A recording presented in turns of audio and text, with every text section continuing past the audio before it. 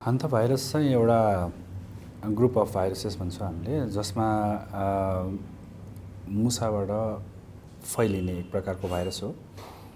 यो हुन त अब लामो समयदेखि नै हाम्रो माझमा रहेको भाइरस हो, कुनै एकदम नौलो भाइरस त होइन। तर यसको ठुल्ठुलो खास गरी आउटब्रेकहरू कहिले पनि खासै सुन्न चाहिँ पाइँदैन थियो।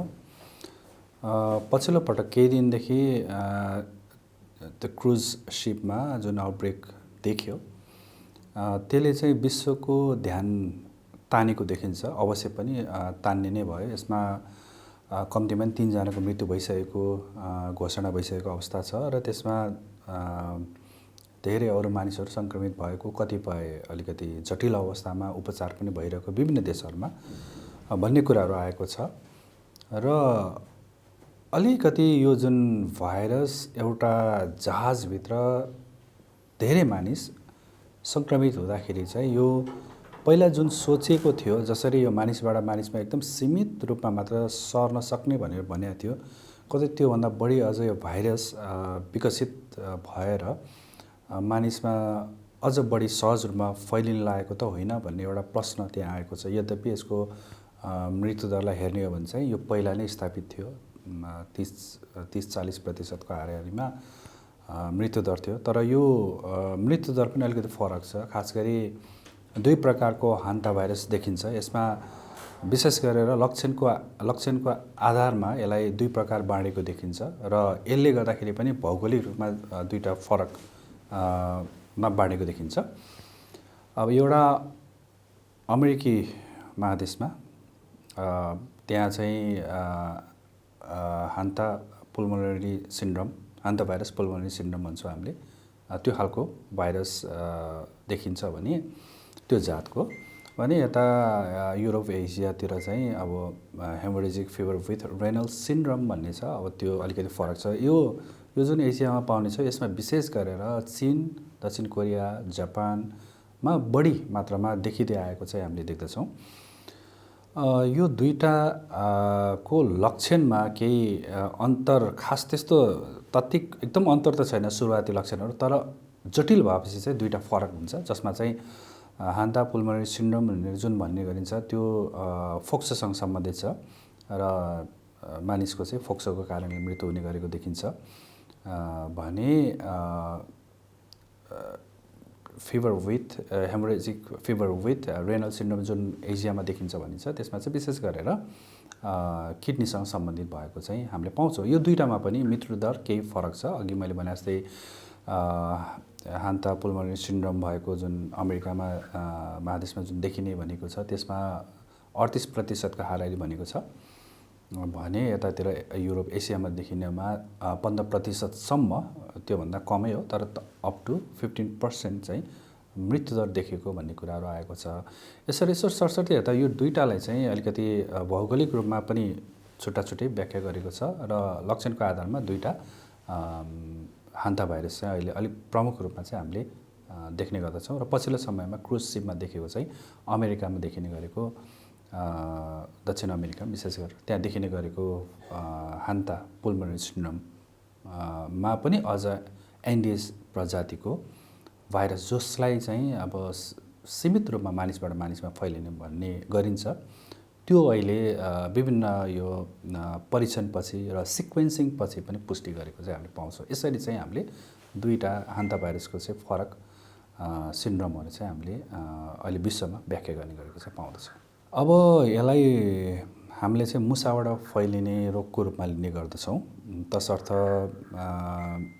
हान्ता भाइरस समग्रमा सङ्क्रमित मुसाबाट नै फैलिने गर्छ। अब मुसा चाहिँ फेरि अब बिरामी हुने त्यस्तो होइन। मुसा एउटा रिजर्भ भनेको मतलब उसको शरीरमा हुन्छ, इन्फेक्टेड हुन्छ र कुनै कारणले गर्दा मानिसमा यसले सङ्क्रमण गर्न पुगेर संक्रमण भनौँ न, अब त्यो मुसाको दिसा पिसाब रियालको कुराहरू छ, त्यसको सम्पर्कमा कुनै कारण, कुनै विधिबाट चाहिँ मानिससम्म आइपुग्यो भने त्यसपछि मानिसमा हान्ता भाइरस देखिने गर्दछ। जस्तो अब यो हान्ता भाइरस हुँदाखेरि चाहिँ लक्षण चाहिँ कस्तो खालको लक्षण हुन्छ? अब समग्रमा लक्षण चाहिँ सुरुवातीमा यो 2टै जुन हान्ता भाइरसको हामीले कुरा गऱ्यौँ, दुवैको लगभग उस्तै छ। अब ज्वरो आउने, जिउ दुख्ने, बान्ता हुने, हैन, पखाला लाग्ने यस्तो कुराहरू छ जुन अहिले जुन क्रुज सिपमा देखेको पनि लगभग त्यस्तै देखिन्छ। भने यदि अलिक जटिल हुँदै गयो भने चाहिँ अलिक सास फेर्न गाह्रो, छाती एकदम कसेको जस्तो हुने, निमोनिया हुने र मृत्यु हुने गर्दछ। यो अलिकति यो जटिलतिर गयो भने चाहिँ छिटो मृत्यु हुन सक्ने सम्भावना, तुरुन्तै उपचार पाएन मृत्यु हुन सक्ने सम्भावना हाई भयो यसको चाहिँ।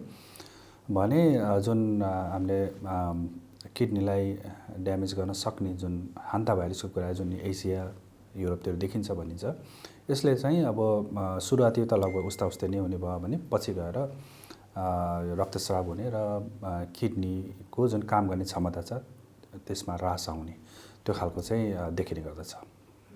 जस्तो अब यो भाइरसहरूको प्रकृतिहरू चाहिँ प्राय एउटै हुन्छन्, एउटै खाले लक्षण देखिन्छ नि त। अब हामीले चाहिँ यो हान्ता भएको हो कि या अरू कुनै भएको भने चाहिँ कसरी पत्ता लाग्छ? पहिलो कुरो चाहिँ के गर्नु पर्यो भन्दाखेरि हामीले एपिडेमियोलोजिकल लिङ्क भन्छौँ, भनेको सम्बन्ध के छ। जस्तो उदाहरणको लागि मानौँ कोही व्यक्ति उदाहरणको लागि मानौँ त्यही क्रुज सिपमै कोही व्यक्ति थियो, सो व्यक्ति त्यहाँ अब हान्ता भाइरस अब देखिहाल्यो, धेरै मान्छे सङ्क्रमित भए, सो ठाउँबाट यदि केही गरी चाहिँ केही हप्ताको अन्तरालमा, खास गरी 6 देखि 8 हप्ताको अन्तरालमा नेपालमा आएर अघि मैले भने जस्तो लक्षणहरू देखियो भने पहिलो कुरो त्यो शङ्का गर्ने बाटो त्यहाँ रह्यो। दोस्रो कुरो यदि केही गरी मुसाहरू जहाँ प्रशस्त मात्रामा पाइन्छ, अलिकति फोहोर भनौँ, अलिकति फालिएको ठाउँहरू, डम्पिङ साइजहरू त्यस्तो ठाउँमा छ भने र त्यस्तो ठाउँमा अघि मैले भने जस्तो लक्षणहरू देखियो र त्यसमा पनि अरू टेस्टहरू गर्दा नेगेटिभ देखियो तर निरन्तर बिरामीमा ज्वरो आइरहेछ र अघि भने जस्तो लक्षणहरू थप देखियो भने चाहिँ यो हान्ता भाइरसको सम्भावनाको कुराहरू चाहिँ यहाँ जोडेर आउँछ। वा सङ्क्रमित व्यक्ति पुष्टि भइसकेको छ र उसँग सँगै बसेको अवस्था छ भने र सो सङ्क्रमित व्यक्तिसँग सँगै बसेको व्यक्तिमा लक्षणहरू देखिन थाल्यो भने पनि त्यो एउटा सम्भावित सङ्क्रमणको केसको रूपमा हामीले लिन सकिन्छ। यी कुराहरू गर्दै गर्दाखेरि पुष्टि भनेको चाहिँ पक्कै पनि अब प्रयोगशालाको परीक्षण पछि मात्र हुने गर्दछ। जसरी क्रुज सिपमा अहिले हामीले यदि हेर्ने हो भने त्यहाँ परीक्षण गरेर सिक्वेन्सिङ गरेर चाहिँ मानिसबाट मानिसमा सर्ने हान्ता भाइरस रहेछ भन्ने पुष्टि भइसकेको अवस्था छ। हामीले पनि यदि त्यस्तो गर्ने हो भने चाहिँ अघि भने जस्तो सम्भावित केस त भइहाल्यो, त्यो सँगसँगै परीक्षणबाट नै हामीले यसको चाहिँ पुष्टि गर्नुपर्ने हुन्छ र अरू थप यसको कुन प्रजातिको भाइरस हो भने त्यही भित्र नै त्यो हेर्नलाई चाहिँ सिक्वेन्सिङ सबभन्दा राम्रो प्रविधि मानिन्छ। जस्तै अब मुसाबाट चाहिँ हामीले सर्छ भने मानिस टु मानिस, मानिसदेखि मानिसमा चाहिँ कसरी सर्छ? सामान्यतया मानिसबाट मानिसमा सर्ने सम्भावना त लगभग खास हुँदैन भनिन्छ। तर अघि मैले एन्डिस प्रजातिको जुन भाइरस हान्ता भाइरसको कुरा गरेँ जुन क्रुज सिपमा अहिले देखियो भनिन्छ, त्यसमा चाहिँ लिमिटेड सीमित रूपमा चाहिँ ट्रान्समिसन हुन्छ भन्ने कुराहरू चाहिँ छ। फेरि पनि यो भन्दै गर्दाखेरि चाहिँ क्रुज सिपमा अहिले जुन देखेको छ त्यसमा चाहिँ अलिक धेरै मानिसहरू सङ्क्रमित भइरहेको छ। अब उनीहरू बिच कतिको नजिक सामिप्यता थियो, उनीहरूको बिचमा के कस्तो खानेकुराहरू कतै त्यस्तो थियो कि वा लामो समय एकअर्कासँग चाहिँ कुराकानी गरेको अवस्था थियो कि त्यस्तो कुराहरूले चाहिँ माने राख्छ। अब यसको जुन अध्ययन प्रतिवेदन छ त्यो आउन अझ केही समय लाग्ला जस्तो छ, किन भन्दाखेरि विश्व स्वास्थ्य सङ्गठनले यसलाई नजिकबाट निगरानी गरेको अध्ययन गरेको भनिएको छ र सम्भवतः अबको केही दिन या हप्तामा यसको पूर्ण जानकारी आउला र साँच्चै यो भाइरस कतिको चाहिँ क्षमतावान भइसकेको छ फैलिनलाई र कस्तो कुन तरिकाले चाहिँ फैलेको थियो भन्ने कुराहरू चाहिँ आउनेमा म विश्वस्त छु। जस्तो हजुरले यो भाइरस पुरानो होइन भन्दै गर्दाखेरि यो चाहिँ पहिला अब विगतका वर्षहरूमा नेपालमा चाहिँ थियो कि थिएन? यो एउटा गहन पक्ष हो। खास गरी चाहिँ हामीले कहिले पनि परीक्षणको लागि पठाउँदैनौँ, टेस्ट गर्दैनौँ। त्यो कारणले गर्दाखेरि छैन भन्न सकिँदैन जस्तो लाग्छ।